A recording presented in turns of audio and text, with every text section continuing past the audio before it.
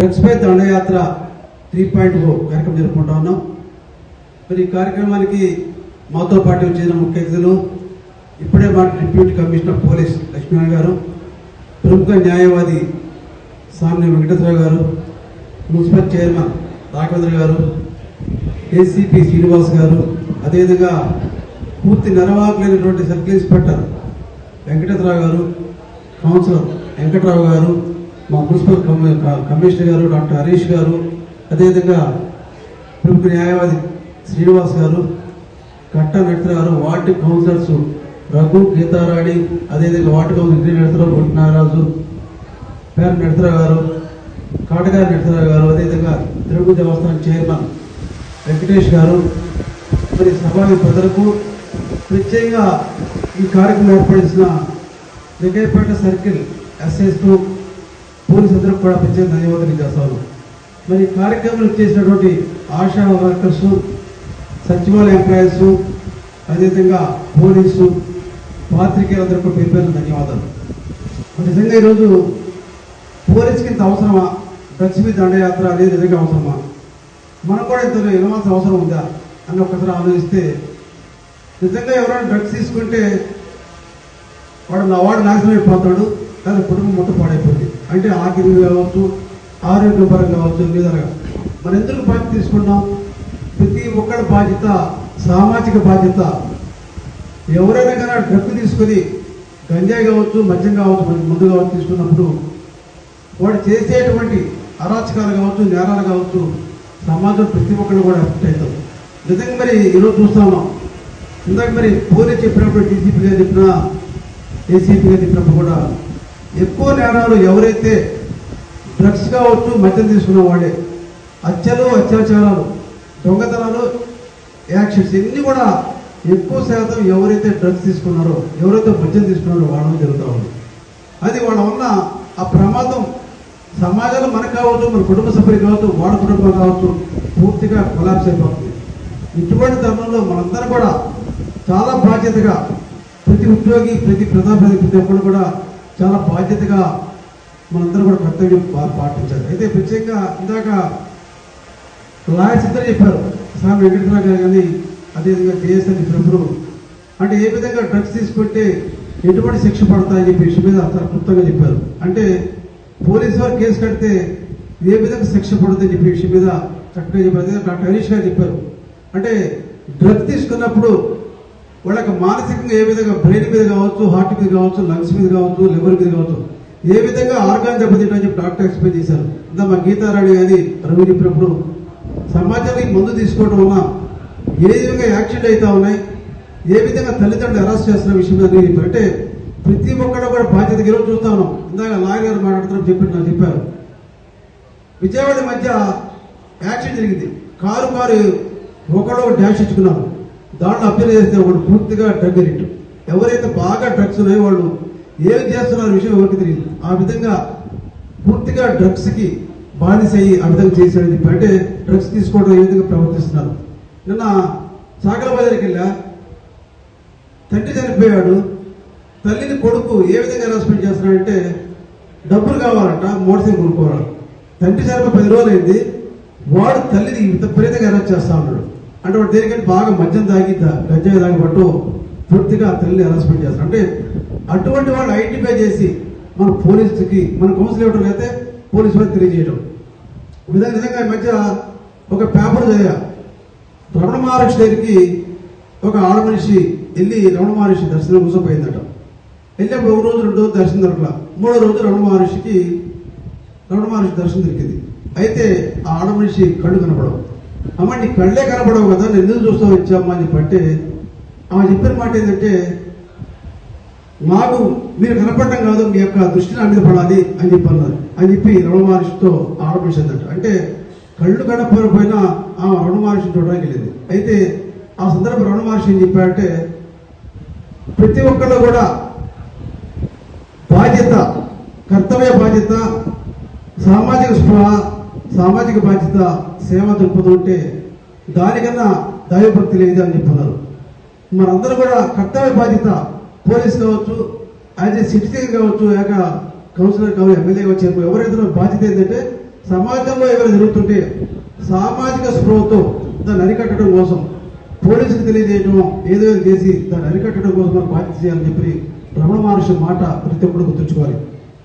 So Vivekananda చెప్పిన మాట, ఏ సమాజంలో ఏ దేశంలో అయితే పౌరులు ఆరోగ్యంగా శక్తివంతంగా ఉంటారో ఆ సమాజం దేశం బాగుపడుతుంది చెప్పి. అంటే సమాజంలో ఎక్కువ మందు తాగుతున్నాం, డ్రగ్స్ తీసుకుంటాం అంటే బలహీనంగా ఉంటే ఆ దేశం సమాజం బాగుపడదని మాట అందరూ కూడా గుర్తుంచుకోవాలి. అంటే ఈరోజు ప్రతి యువత శక్తివంతులుగా ఆరోగ్యవంతులుగా ఉంటేనే ఆ సమాజం దేశం బాగుపడే విషయాన్ని ప్రతి ఒక్కరు ఆలోచించి ఇద్దరు ఎందుకు చెప్తాను అంటే మనందరం కూడా ప్రభుత్వ ఉద్యోగస్తులు కావచ్చు, ప్రజాప్రతినిధులు మేము కావచ్చు, ప్రతి ఒక్కరు బాధ్యతగా డ్రగ్స్ రహితమైనటువంటి సమాజాన్ని తయారు చేయడం అందరూ బాధ్యత కావాలి.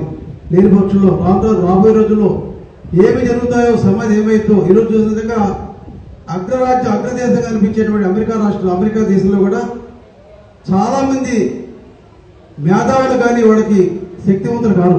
దానికి కారణం వాడు విచ్చలవిడిగా తీసుకునే మద్యం కావచ్చు, విచ్చలవిడిగా వాడే డ్రగ్స్ కావచ్చు. మన భారతదేశం ఈ విధంగా ఇప్పటికీ చాలా శక్తివంతులుగా ఉన్నాం.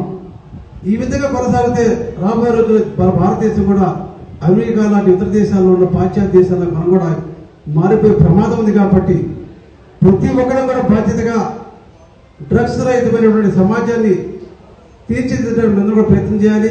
ప్రత్యేకంగా మన డీసీపీ లక్ష్మణ్ గారు పెనాల్టీ వేసిన దానికన్నా హెల్మెట్ ఇప్పించడం అనేది ఒక మంచి సాంప్రదాయం. అదేవిధంగా పోలీసు కూడా చెప్తున్నా, ఎవరైనా పిల్లలు కనుక 16-17 స్ఫోటతో అవుతా ఉంటే వాడు తీసుకెళ్లి వాడి పేరెంట్స్ పిలిపేయండి. వాడు పెనాల్టీ కన్నా ఇంటికి పిలిపిస్తే తల్లిదండ్రులు షేప్ ఫీల్ అవుతారు. మా పిల్లల విధంగా ర్యాష్ డ్రైవ్ చేస్తా ఉంటే వాడు తల్లిదండ్రుల బాధ్యత తప్పకుండా ఆ ర్యాష్ డ్రైవింగ్ కానీ ఇందాక గీతరాని చెప్పాడు, చిన్నపిల్లడు స్ఫోటతో ఖచ్చితంగా యాక్షన్ జరుగుతాయి. ఈరోజు డిగ్రీ చదివి వాడుకున్న 10th క్లాస్ ఇంటర్మీడియట్ చదివే పిల్లలే బాగా మోటార్ స్పీడ్తోని ప్రమాదాల కారణమవుతున్నారు. కాబట్టి వాళ్ళు కూడా వాళ్ళ తల్లిదండ్రులు పిలిపించి కౌన్సిలింగ్ చేస్తే చాలా నివారించుకోవచ్చు. ఈరోజు పెనాల్టీ కన్నా కౌన్సిలింగ్ తల్లిదండ్రులు మనం అవగాహన కౌన్సిలింగ్ చేస్తే తప్పకుండా మనం నియంత్రించుకోవచ్చు. కాబట్టి అందరూ కూడా డ్రగ్స్ రహిత సమాజం కోసం పాటుపడాలని చెప్పి కోరుతూ, మీరు ప్రత్యేకంగా పోలీసు వాళ్ళందరూ కూడా ప్రత్యేకంగా సిపి రాజశేఖర బాబు గారు కావచ్చు, అదేవిధంగా డీసీపీ లక్ష్మీనారాయణ గారికి, ఏసీపీ గారికి, మా సర్కిల్ ఇన్స్పెక్టర్ గారికి, జగ్గపేట పోలీస్ సర్కిల్ అందరికీ ప్రత్యేక ధన్యవాదాలు తెలుసుకుంటాం. టీం మనకి జగ్గపేటలో ఉంది. ఇది నా ఒక్కడి ఉద్దేశమే కాదు. నిన్న కౌన్సిల్ మీటింగ్ జరిగింది సార్ మాకు. ఆ కౌన్సిల్ మీటింగ్ లో మా కౌన్సిలర్స్ అందరూ అడిగేది ఏంటంటే, చాలా అద్భుతమైన టీం ఉంది, ఇదిగో నా టీం ని మా కౌన్సిల్ మొత్తం కూడా ఎప్పుడూ చూడలేదు. దానికి ఫస్ట్ మా అందరి తరఫున, కౌన్సిల్ జగ్గపేట మున్సిపాలిటీ తరఫున, మా అందరి తరఫున కూడా we all love you sir. మేమందరం కూడా జగ్గపేట పోలీసులతో అందరితో కూడా లవ్ లో పడ్డాము. Thank you wonderful team sir. And ఇంకొక విషయం ఏంటంటే సార్, జగ్గపేట పోలీసులు బ్యూటిఫుల్ గా ఉన్నారు. కానీ ఇప్పుడు మనం చూస్తే 150cc బైక్లు వచ్చేసాయి, 200cc బైక్లు వచ్చేసాయి. కానీ జగ్గపేట పోలీసులు వాడి జీప్ మాత్రం మారట్లేదు సార్. ఎందుకంటే నా చిన్నప్పటి నుంచి అదే జీప్ ఉంది. కొంచెం ఇంకా మంచి జీప్ ఇస్తే ఇంకా బ్యూటిఫుల్ గా పనిచేస్తారు అని చెప్పి ఒకటి కోరుకుంటున్నాం. మా అందరి తరఫు నుంచి అదొక చిన్న రిక్వెస్ట్ సార్. ఇంకోటి అలానే సార్, ఇక్కడ పోలీస్ స్టాఫ్ ఏదైతే ఉందో ఆ స్టాఫ్ ని కూడా ఇంకా కొంచెం పెంచగలిగితే ఇంకా బాగుంటుంది. ఎందుకంటే మాది జగ్గపేట మీకు తెలుసు సార్, ఆల్రెడీ బార్డర్ లో ఉన్నాము. అందులో one of the biggest police station గా మన చిలకల్ పోలీస్ స్టేషన్ ఉంది. సో అండ్ ట్రాఫిక్ చాలా జగ్గపేటలో కూడా పెరిగిపోయింది. ట్రాఫిక్ ఎస్ఐ వాళ్ళు చూస్తే ఒక ఎస్ఐ అలానే 2-3 ఉంటున్నారు. కన్సిడరింగ్ ద సమ్మర్ సీజన్, అలాగే హాలిడేస్, చాలా మంది ట్రాఫిక్ పోలీసులు కావాల్సి వస్తుంది. కాబట్టి ట్రాఫిక్ పోలీసులు కానివ్వండి, యాక్చువల్ గా మన నార్మల్ పోలీస్ ఎవరైతే ఉంటారో వాళ్ళు కూడా స్టాఫ్ కూడా ఇంకా కొంచెం పెంచితే వీ కెన్ మేక్ వండర్స్ అని చెప్పి విత్ మీ యొక్క లీడర్షిప్ లో ఇంకా అద్భుతమైన మార్పులు జగ్గపేటలో వస్తాయి. ఇది అందరికీ కృషి చేస్తున్నాం. మీ అందరికీ కూడా ధన్యవాదాలు. Thank you. జై హింద్. Thank you sir. 3.0 కార్యక్రమానికి ముఖ్య మున్సిపల్ కమిషనర్, ఇతర అధికారులు, ఇక్కడికి వచ్చేటువంటి ప్రజానికానికి కూడా అందరికీ నమస్కారాలు. ముఖ్యంగా గౌరవ commissioner of police SP Rajasekhar Babu IPS ఆదేశాల ప్రకారంగా ఏదన్నా లా అండ్ ఆర్డర్ ఇష్యూ వస్తుందంటే లేదా క్రైమ్ జరుగుతూ ఉందంటే దానికి ప్రధాన కారణము మత్తు. ఈ మత్తు గత కాలంలో నెగ్లెక్ట్ చేయడం వల్ల గంజాయి వీధికి వాడలా విస్తరించి ఉండడం వల్ల దీన్ని నిర్మూలన చేస్తే లా అండ్ ఆర్డర్ కంట్రోల్లో ఉంటుంది. తద్వారా ఈ యొక్క ప్రాంతాలన్నీ అభివృద్ధి చెందుతాయని సదుద్దేశంతో జనవరి నెలలో 1.0లో మొత్తం అవగాహన కార్యక్రమాలు చేశాము. ఒక 5 మహిళా మండలతో మొత్తము అన్ని జిల్లా అంతటా కూడా సైకిల్ యాత్ర చేపడుతూ కాలేజీలు ఊర్లు అన్ని తిరుగుతూ అందరికీ గంజాయి తీసుకోవడం వల్ల జరిగేటువంటి నష్టాలను వివరించడం జరిగింది. తర్వాత అంతటితో వదిలేయకుండా పాత నెరస్తులు ఎవరున్నారు, గంజాయి సప్లయర్స్ ఎవరున్నారు, ఇవన్నీ లిస్ట్ తీసేసి సెంటర్లకు పంపించడం జరిగింది. అంతటితో ఊరుకోకుండా ఇంకా అన్ని గ్రామాలను జల్లెడ పట్టేసి ఎవరెవరు ఎక్కడ ఈ యొక్క గంజాయిని సప్లై చేసే వాళ్ళు కానీ తీసుకునే వాళ్ళు ఉంటే కనుక వాళ్ళందరినీ కూడా నిర్మూలించి ఈ యొక్క ప్రాంతాలన్నిటిని కూడా విలేజ్లను యూనిట్గా తీసుకొని ఈ యొక్క ప్రాంతాలని గంజాయి రహిత గ్రామాలుగా అనౌన్స్ చేసుకుంటూ వెళ్తూ ఉన్నాము. అందులో భాగంగానే నిన్న సాయంత్రం వరకు సుమారుగా ఈ రూరల్ జోన్ పరిధిలో ఉండేటువంటి 70 గ్రామాలను అనౌన్స్ చేయడం జరిగింది. అందులో నందిగామ సబ్ డివిజన్ లో 57 గ్రామాలు, అదేవిధంగా మైలవరం సబ్ డివిజన్ లో సుమారుగా 13 గ్రామాలను ఇప్పటి వరకు కూడా గంజాయి రహిత గ్రామాలుగా అనౌన్స్ చేసుకుంటూ వచ్చాము. అందులో భాగంగానే ఈ రోజు జగ్గయ్యపేట పట్టణానికి రావడం జరిగింది. ముఖ్యంగా ఇందులో ప్రజల సహకారం చాలా అవసరం.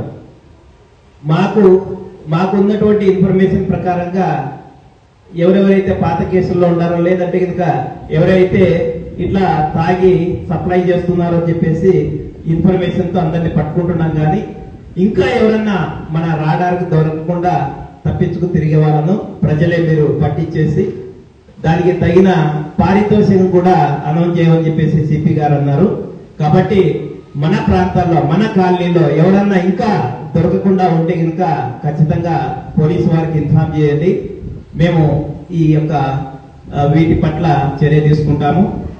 ఇంకా తర్వాత ఈ పోలీసుగా ఎదుర్కొనేటువంటి రెండవ అతిపెద్ద ప్రధాన సమస్య రోడ్డు ప్రమాదాలు. 15 పోలీస్ స్టేషన్ల పరిధిలో ప్రతిరోజు దాదాపుగా 2 చనిపోతున్నారు. ముఖ్యంగా 100 రోడ్డు ప్రమాదాలు జరిగితే అందులో దాదాపుగా 80 నుంచి 90 రోడ్డు ప్రమాదాలన్నీ కూడా బైకులతో జరుగుతున్నాయి. బైకుల్లో హెల్మెట్ లేకపోవడం వల్లనే చాలా మంది ప్రాణాలు కోల్పోతున్నారు. కాబట్టి దీన్ని ఒక యుద్ధంలాగా తీసుకొని ఏం చేస్తున్నామంటే హైవేకి ఎక్కిన ప్రతి ఒక్కరికి కూడా హెల్మెట్ కంపల్సరీ అని చెప్పేసి చేస్తున్నాము. అందులో భాగంగానే ప్రతిరోజు మార్నింగ్ ఈవినింగ్ మినిమం 2 గంటలు రోడ్లపై నిల్చొని అందరికీ కూడా హెల్మెట్లను పొందించే కార్యక్రమం చేపట్టాము. దీనివల్ల మీరు గమనించారు, మేము కూడా అబ్జర్వ్ చేస్తున్నాము, ఒక 2 నెలల నుంచి రోడ్డు ప్రమాదాలు తగ్గుతూ వస్తున్నాయి. కాబట్టి మన ప్రాంతాల్లో కూడా బైక్ ఉన్న ప్రతి ఒక్కరు కూడా హెల్మెట్ ధరించాలని చెప్పేసి మనస్ఫూర్తిగా విజ్ఞప్తి చేస్తూ ఉన్నాము. తర్వాత 3వ ప్రధాన సమస్య ఏంటంటే సైబర్ నేరాలు. ఎంతగా అయిందంటే గతంలో మనకి డబ్బు ధనము తర్వాత బంగారం ఇవన్నీ కూడా రూపంలో ఉండేది. కానీ నేడు అదే డబ్బు మన సెల్ ఫోన్ లోకి వచ్చింది. సైబర్ నేరగాళ్ళు ఏం చేస్తున్నారంటే మన యొక్క సెల్ ఫోన్ నంబర్ను తీసుకొని దానికి ఇట్లా ఆధార్ అప్డేట్ చేయాలా, కేవైసీ అప్డేట్ చేయాలా, లేదా లోన్లు వచ్చాయని చెప్పేసి మనల్ని మాయపుచ్చి మన దగ్గర ఓటీపీ నంబర్లు తీసుకొని మన యొక్క అకౌంట్ ఖాళీ చేస్తున్నారు. కాబట్టి మన ప్రాంతాల్లో ఎవరు కూడా సైబర్ నేరాల బారిన పడకుండా ఉండడానికి మనం ఖచ్చితంగా అన్నోన్ లింకులను క్లిక్ చేయకపోవడము, అదేవిధంగా ఏమైనా ఏపీకే ఫైల్స్ వస్తే కనుక వాటి జోలికి వెళ్ళకూడదని చెప్పేసి మనస్ఫూర్తిగా కోరుకుంటూ ఈ యొక్క అవకాశం ఇచ్చినటువంటి పెద్దలకు ధన్యవాదాలు చెప్తాను. ఆత్మసాక్ష్యం ఉంటుంది, అంతఃకరణ శుద్ధిగా నేను సైతం బాధ్యత కలిగిన పౌరునిగా నా జీవితంలో ఎప్పటికీ మత్తు పదార్థములు మరియు మాదక ద్రవ్యాలు వాడనని ప్రమాణం చేస్తున్నాను. నేను నా కుటుంబ సభ్యులు, స్నేహితులు మరియు పరిచయస్తులకు ఎటువంటి మత్తు పదార్థములు, డ్రగ్స్, మాదక ద్రవ్యాలు వినియోగించకూడదని సూచిస్తున్నాను. నేను నా సమాజాన్ని మాదక ద్రవ్యాల వినియోగం నుండి రక్షించుటకు ప్రయత్నిస్తానని అవగాహన చైతన్యం కలిగిస్తూ మాదక ద్రవ్యాల నివారణకు నా వంతు కృషి చేస్తానని మీ అందరి సమక్షంలో బల్గం ఆత్మసాక్షిగా నా ఆత్మసాక్షిగా ప్రతిజ్ఞ చేస్తున్నాను. జై హింద్.